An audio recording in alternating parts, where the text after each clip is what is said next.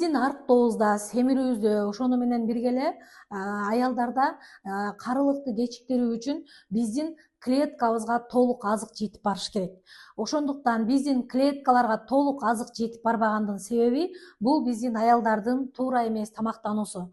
Ошону менен бирге эле биздин аялдардагы углеводдуу тамактарды рациондо көп болгондуктан биздин аялдар өз жашынан тез карып, ошону менен бирге эле өнөкөт оорулар менен ооруп, өз жашынан тез карып кетип жатат. Ошондуктан мынакей биздин клеткаларга эмне керек? Мен сиздерге досканын жардамы менен ушул боюнча маалымат берип кетейин.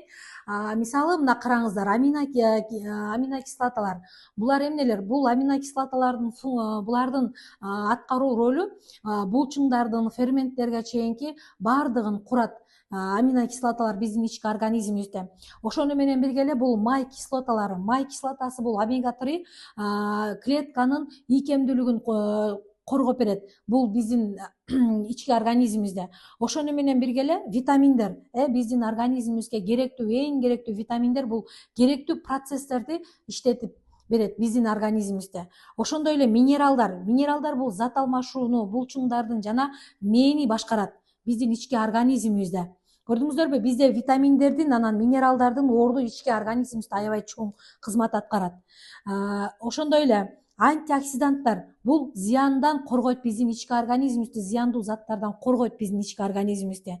Ал эми ферменттер бул тамакты сиңирүүгө жана сиңимдүүлүгүнө жардам берет. Биздин ички организмибиздеги ферменттердин ролу.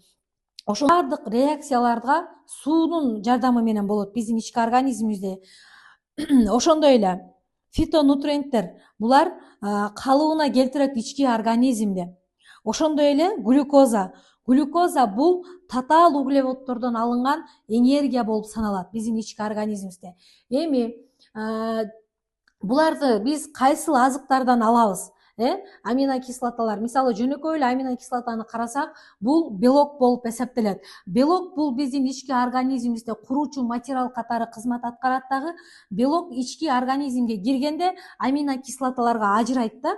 Бул аминокислоталарга кайсылар? Мисалы биз күнүмдүк рационубузда жумуртка жешибиз керек, балык, эттин түрлөрүн жесек болот. Ошону менен бирге эле белок бул эки түргө бөлүнөт: өсүмдүктөн алынган жана жаныбардан алынган болуп.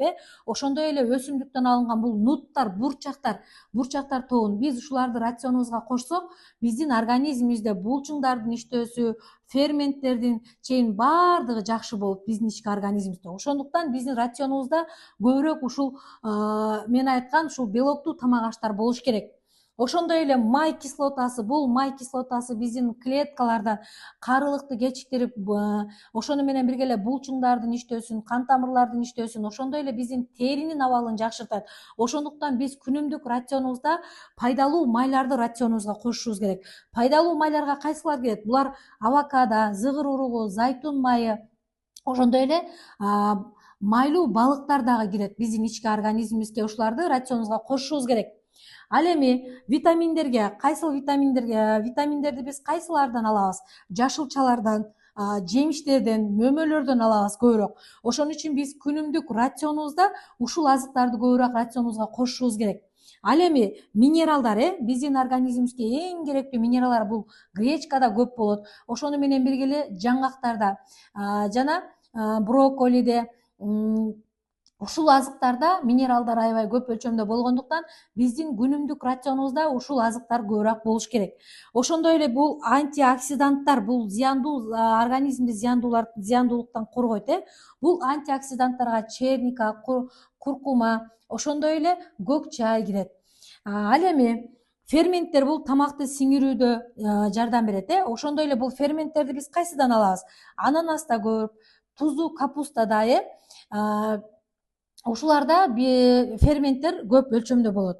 Ал эми сууну биз күнүмдүк рационубузда, мисалы көпчүлүк адамдар сууну бир күндө жеткиликтүү ичпейт, ошону менен бирге эле үзгүлтүксүз дагы ичпейт. Ошонун натыйжасында бизде көптөгөн өнөкөт оорулар пайда болот. Ошондуктан мен сиздерди күнүмдүк рационуңуздарда сууду үзгүлтүксүз ичүүнү сунуш этмекчимин. Ал эми фитонутриенттер кайсыда? Бул чеснокто, имбирде, шпинатта, ошону менен бирге эле жашылча чөптөрдө көп болуп эсептелет. Ошондуктан биз ушул фитонутриенттерди көбүрөөк рационубузга кошушубуз үчүн ушул азыктарды кошушубуз керек. Ал эми глюкоза бул углевод болуп эсептелет дагы. Углевод дагы экиге бөлүнөт, жеңил углевод анан татаал углевод болуп. Биз жеңил углеводдорду рациондон алып салып, биз татаал углеводдорду көбүрөөк кошушубуз керек. Ошондо бизге жеткиликтүү организмге энергия менен камсыз кылат бул глюкоза. Бул кайсыда? Бул нанда, ошону менен бирге эле мөмө жемиштерде, кургатылган мөмө жемиштерде дагы углевод көп өлчөмдө болот. Глюкоза көп өлчөмдө болот.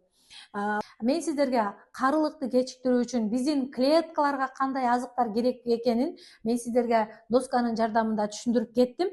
Дагы мындан кенен маалымат алууну кааласаңыздар жеке катка жазууну унутпаңыз.